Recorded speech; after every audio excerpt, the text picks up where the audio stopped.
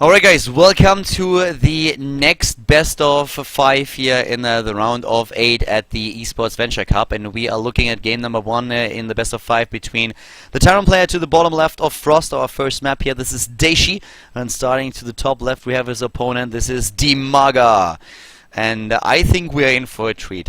Dayshi, a player who can really make some waves in Europe, but on the other hand we have Dimaga, who seems to be a bit on the roll lately. Really good games that we saw in the WCS European qualifier. Unfortunately, he was not able to qualify, lost to a Protoss in the end, but then also in this tournament we saw incredible play out of Dimaga already in a few of the maps. So I'm really excited for this series. Terran versus Protoss is, Terran versus Zerg is one of my favorite matchups to watch, and I think that in this particular game we're going to have a very exciting best of 3 between the two of them. So right now we have Dimaga starting probably things off with a hatch first on this map.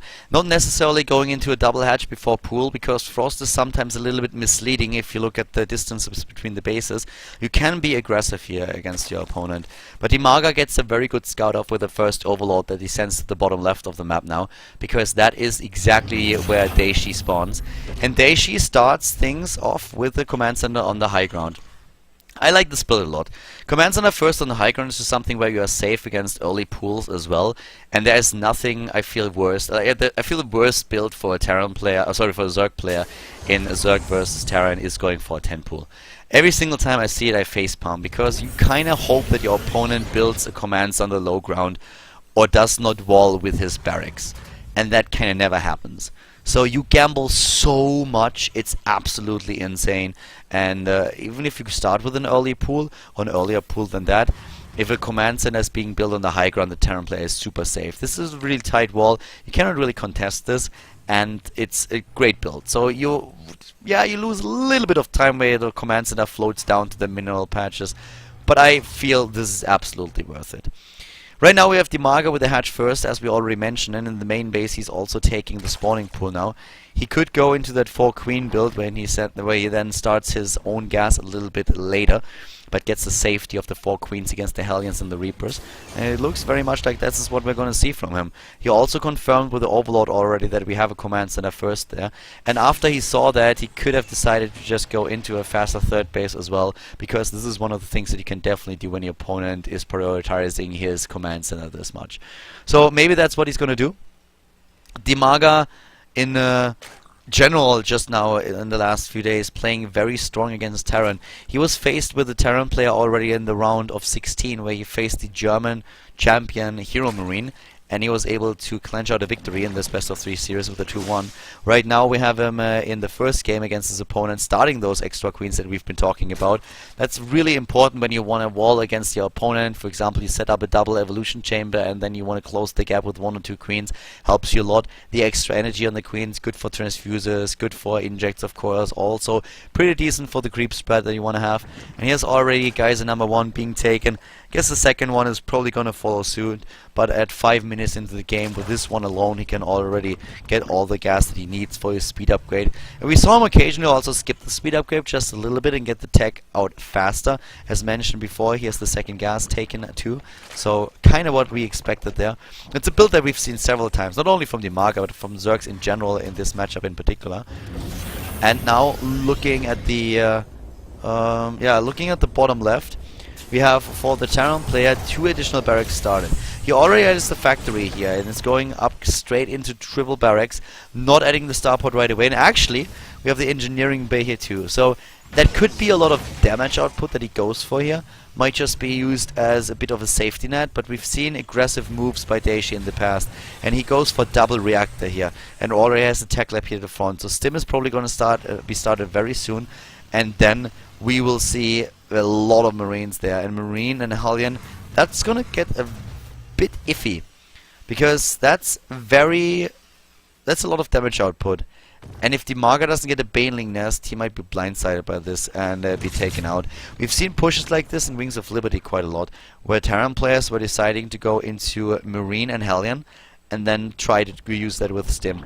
And it always looks super silly when the Zerg player sees it coming and goes just simply for a Baneling Nest. But as soon as the Zerg player does not get the Baneling Nest, because he's a little bit too greedy, that can completely steamroll. And suddenly you are faced with an army that you just can't stop. That's just way too strong for you. The 1-1 upgrades is also gonna help here quite a lot if he gets those upgrades out in time. But Dayshi, of course, doesn't really have to commit to this. It's a possibility, it's an opportunity that he has, but he doesn't really have to make that work or to even attempt that. He has a few Marines already there in the battle, but if he just waits for the first 2 medivacs, he can also attempt to just use a drop play against his opponent. And with the Hellions, he's already active on the map, trying to take down the creep tumors here, killing the first one. The one thing that he doesn't know is that there's a second one as well, who's basically in the same spot, so the queen is not, the creep is not going to recede here. The Baneling Nest also something that Dimaga doesn't skip. Would be a little bit interesting if he would, especially in the matchup against Terran, where you usually go for Ling Muta Baneling. Especially a player like Dimaga, who even gets the Baneling Nest against Protoss occasionally. In Wings of Liberty, he did that kind of every time. Right now, it's more of a thing that, yeah. That depends a little bit on how he wants to approach the matchup or what he expects from his opponent, but we still see it. Right now we have the first Stallion going down, the second one also on the way to hell, and, well, in the main base for Dayshi. We do not see the third CC just yet, the third orbital. He's really just getting a big army out there. He's currently looking at 34 army supply against 16, and his worker supply not all that high, but of course with the extra mule he is making up for that. Now building the command center directly on the low ground, and the problem with that is that there are still Lings left that just simply take down the SCV and might actually be able to force a cancel on the command center. I'm not quite sure if the Terran player is going to be back in time to save that. Looks like he will though. Marines are there, taking that out. And talking about Marines, this is the push that I talked about earlier. He's moving in, sniping those Banelings, and Dimaga, you have to be careful, because the Banelings are basically your safety net. This is your insurance that you're going to survive this. And nice splits here by Dayshi, but his Marines are being taken out one by one. He's moving away with the last few Zerglings that he has there. Overlords are being attacked. One Overlord goes down. That doesn't supply Dimaga just yet, but it definitely puts him in a little bit of an awkward situation, especially since now the medivacs are heading into the main base. But the drop right into the Lings is probably not the best idea that Dayshi had so far today. Resources lost, 1,700 against 1,400. Harvester count is still 76 against 55. Another base being taken to the top right of the map. So Dimaga already on 3 bases, claiming a 4th. And in the meantime, we have Dayshi attempting to get his own 3rd into the game.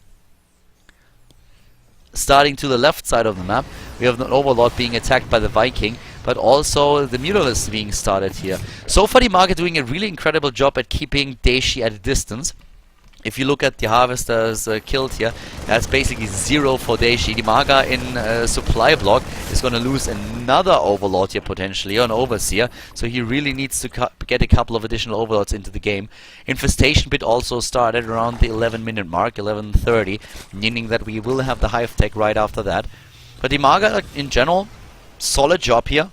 So far we do not see the combat shield, and one of the reasons why we have this weird position here for Dayshi is because he really delayed his 3rd base and the additional tech, and just started to go into aggressive posture on the map with the first few medivacs that came out of there and all of the Marines that he got earlier.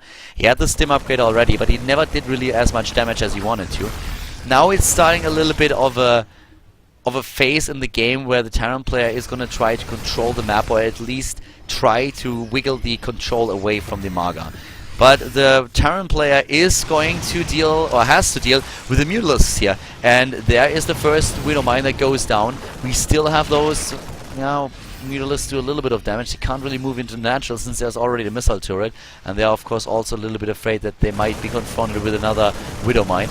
The same time we have the Marines in a really nice spot here, but they are not going to take down that hatch. That's just not going to happen.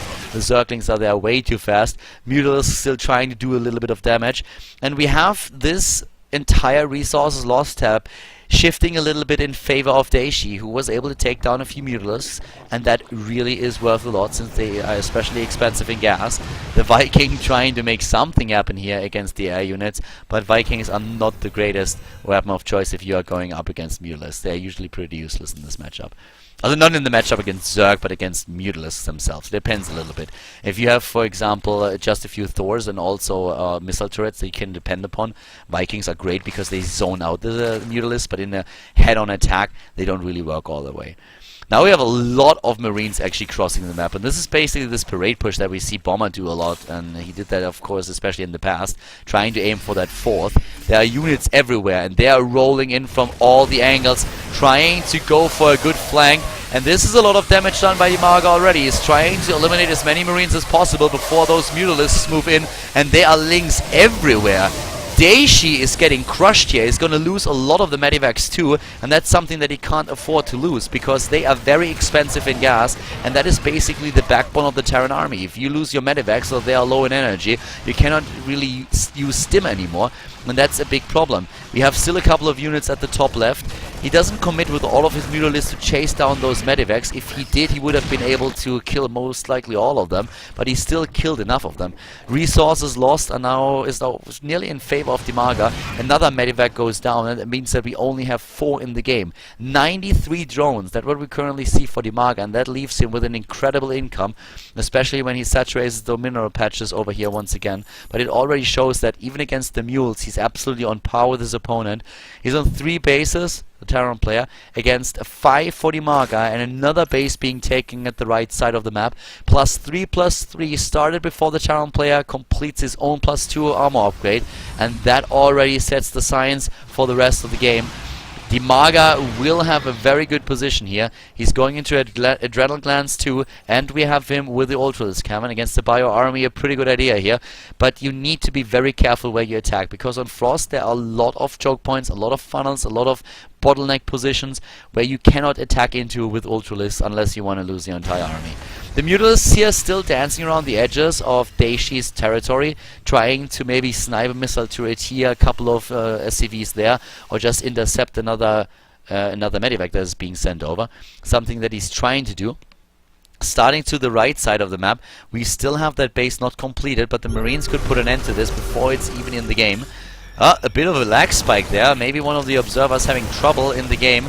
We saw also players struggling a little bit, especially in the past. Snoot had a problem, I think, with his ISP just recently in the connection to Battle.net. Not today, though. And here we have the Mutalisks still trying to take down these units that pop out of the barracks. More Marines going up at the top, Bailing taking care of them. That base that we see over there is immediately being attacked. The Mutalisks starting to do the damage. Another stim baited out by Dimaga, and those lag spikes are really annoying. Dimaga is having the same problem. He feels those lag spikes, and they are very distracting for the players here too. We have Dayshi committing now with a 200 supply army, going up now against his opponent's bases, trying to eliminate this one. Dimaga, where are his Mutalisks? They are going to the top right. They're trying to make this somehow happen, get those Bailings into the Marine counts, and that's what's going on here. But there are a lot of Marines left for Dayshi. In total we have 69 and only 17 Mutalisks. Where are those Fungals? They are not hitting home. The failed Fungals there currently for Dimaga. He has way too many drones right now. He's falling behind in overall supply a little bit, and especially in the army supply. Only 105 against 131.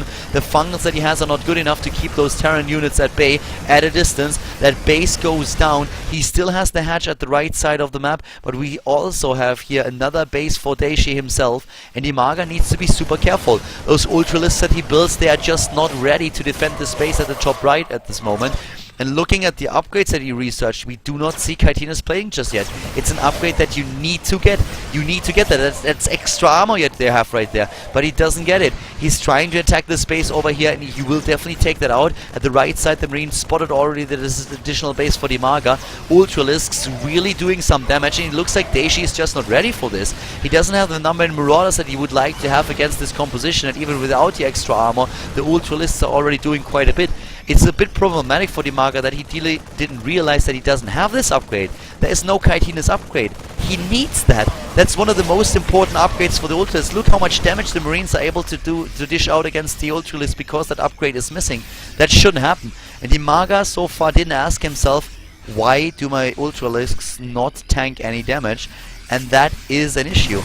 He needs to find out that this is the case, that this upgrade is lacking, but now he's rushing in with Banelings, with Zerglings, and with the Ultralisks, and Dayshi is starting to lose a little bit of ground there.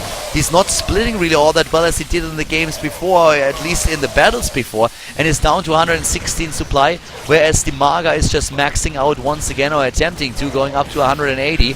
forcing his opponents back once again. Has still a couple of units over at the income at the 4th base, or basically, so it's actually 4th base of his opponent. Forcing a lift here once again. Resources lost are in favor of Dayshi still, but only by the smallest of margins.